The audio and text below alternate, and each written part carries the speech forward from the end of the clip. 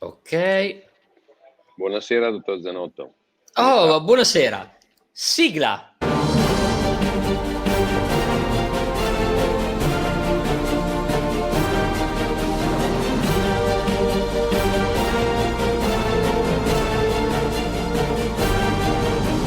È un piacere ritrovarla. Ci siamo visti durante il lockdown, proprio presso un'attività Ok. commerciale che è penalizzata dagli ultimi DPCM. Tanto che ovviamente fra nemmeno 3 ore deve chiudere. Io sono qui per una consulenza, ma al di là della consulenza sono qui perché qualcosa bisogna muovere. Bisogna muoverlo per le attività che sono le ristorazioni, come quella dove mi trovo, la Cova del Frate, un caro amico, dove sono stato anche l'altro giorno, che era un altro caro amico, ed è Alcalmiere a San Zeno. Un altro caro amico ancora è Leo Ferrari, che ha una trattoria ristorante dal Gal, e sono tutte quante attività che, al di là di essere amici e che possiamo sostenere presentandoci, andando a mangiare anche solo un piatto, ma condividendo quello che è ciò che abbiamo in tasca con loro, sono attività che soffrono perché ovviamente sono obbligate ad una chiusura forzata, indipendentemente dal delivery, come si chiama in questo momento, con un termine inglese che non ci appartiene, ma è che di fatto è la consegna a casa a seguito di prenotazione. E questa situazione a livello nazionale viene mossa da Confimitalia, di cui io mi fregio essere presidente del Triveneto. Ringrazio Confimitalia per avermi autorizzato a dispormi, e ovviamente Confimitalia si sta muovendo per vincolare quelli che sono i decreti del Presidente del Consiglio dei Ministri rispetto a effettivamente qual è il loro valore, cioè nulla. Tanto che ci siamo mossi qui a Verona in 7 avvocati più 2 professori, che sono il professor Augusto Sinagra di Roma della Sapienza e il professor eh, Trabucco Daniele, che è invece dell'Università di Bellinzona. Ci siamo mossi per impugnare i DPCM. Ora attendiamo il prossimo, che non sarà un DPCM utile in ogni caso, come non lo sono stati gli altri, ma di fatto sarà qualcosa che dovremmo in ogni caso andare a vincolare, perché limita la libertà, così come limita la libertà dei bambini nell'utilizzo della mascherina, ed è l'ordinanza di oggi del Consiglio di Stato che obbliga il Consiglio dei Ministri alla produzione in giudizio del verbale numero 124, quello che dice che i bambini devono stare a scuola dagli 6 agli 11 anni con la mascherina, e bisogna capire quali sono i motivi per cui questo deve avvenire. Nessuno nega l'esistenza del virus, quindi non siamo negazionisti, siamo persone che vogliono convivere con delle situazioni per le quali possiamo tutti insieme trovare delle soluzioni per sopravvivere e produrre ciò che ciascuno di noi è capace di produrre. Ma in questo senso poi la natura anche come dire, comprensiva di Confimitalia, ci ricordiamo gli appelli che sono stati fatti già nella prima ondata del virus, e lei si rivolge a tutte le aziende, nel senso non ci sono Guardi, restrizioni per nessuno. assolutamente. Noi non siamo in competizione con gli altri contenitori, non ci interessa la competizione, in questo momento ciò che ci interessa è la tutela delle aziende. Possiamo essere non competitor, ma dei partner, per cui ciascuno di noi deve fare il proprio.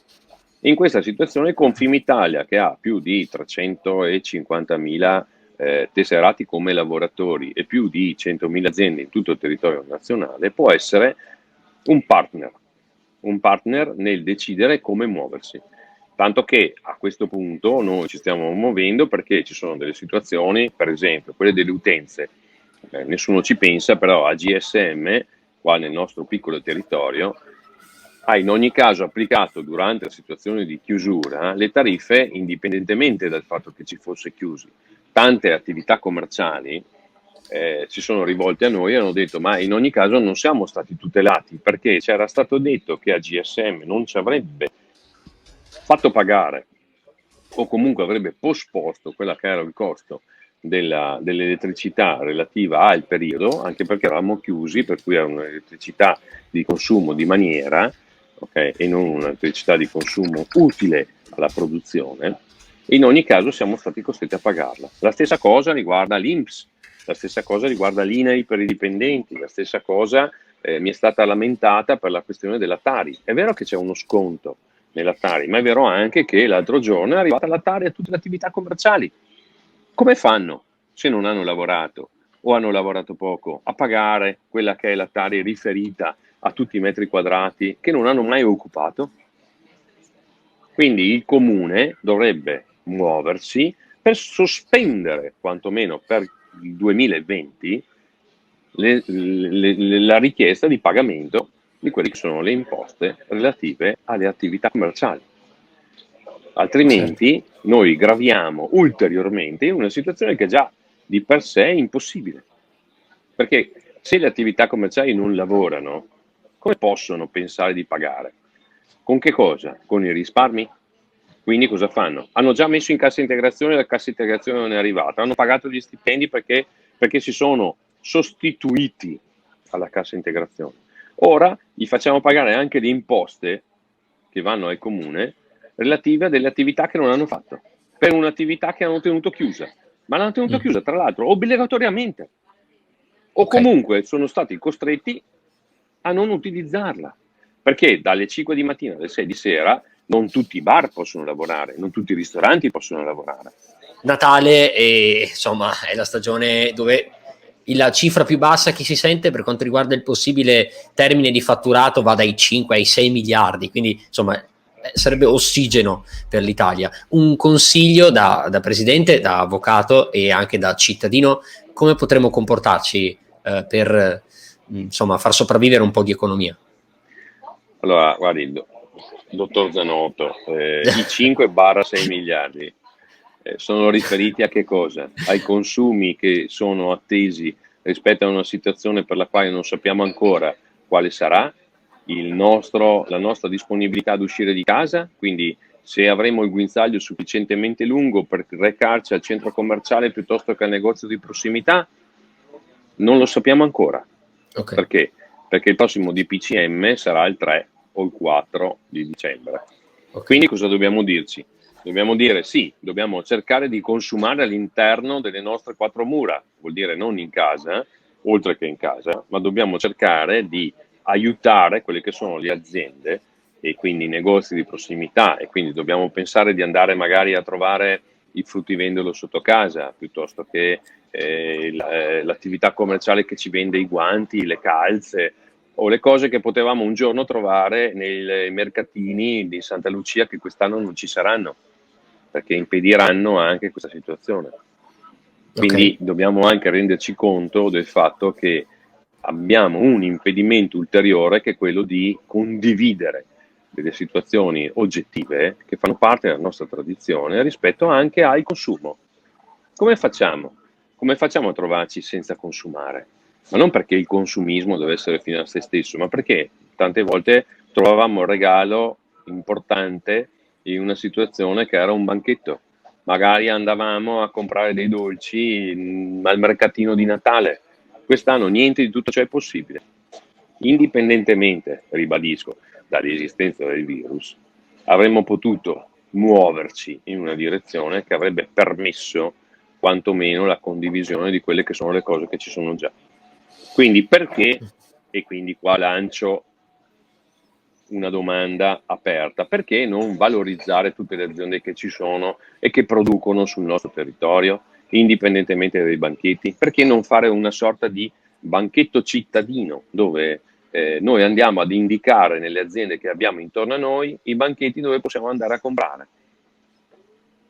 Perché questo non lo possiamo fare? Perché dobbiamo rimanere all'interno solo di quello che noi abbiamo in questo momento, che è poco, e che cerchiamo di tenerci molto stretto? Se lo condividiamo diventa molto, perché le persone circolano. Perché non possiamo permettere alle persone di circolare? Ci diranno che potremo andare a mangiare dai nostri parenti a Natale? Io non so se riuscirò ad andare fino a Latina da mia sorella. Mi sarà probabilmente precluso. Però, detto questo, potrò farle gli auguri. Ovvio, gli altri potranno condividere nel loro territorio le cose, però in ogni caso dobbiamo essere resi liberi di poterci muovere, indipendentemente da quella che è la malattia, perché la malattia che esiste, che è questo Covid-19, esiste, non possiamo negarlo, c'è, possiamo convivere così come abbiamo convissuto con tutte le altre malattie. Abbiamo superato la varicella, gli orecchioni, il morbillo, tutti quanti vaccini che noi abbiamo assunto dentro di noi per superarli. Potremmo superare anche questo? Quindi siamo nella condizione di poter andare oltre, perché siamo già andati oltre. Non dobbiamo aver paura di farlo.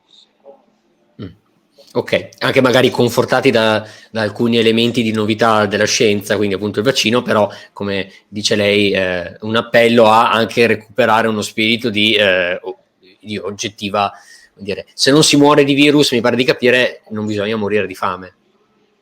Questo è corretto, e in ogni caso non dobbiamo vaccinarci obbligatoriamente, perché non tutti siamo vaccinati per il tetano, non tutti siamo vaccinati per il morbillo, non tutti siamo vaccinati per la scabbia, la rosolia o tutte le malattie esantematiche che esistono. Non dobbiamo essere obbligati a fare qualcosa per sopravvivere in una situazione. Già sopravviviamo, siamo sopravvissuti fino ad oggi, non siamo morti in 66 milioni. Questo è un tema di profondissima attualità. Io voglio strapparle una promessa, nel senso che ci risentiamo anche per farci gli auguri di Natale, quindi un appuntamento con un aggiornamento a stretto giro di 2 o 3 settimane. Nel frattempo io la ringrazio, Andrea Sartore, presidente di Confimitalia Triveneto, qui sotto in questo video tutti i contatti per scoprire la realtà di Confimitalia. Buon appetito, no. Buon caffè. No, grazie, sì, guardi, eccolo qua.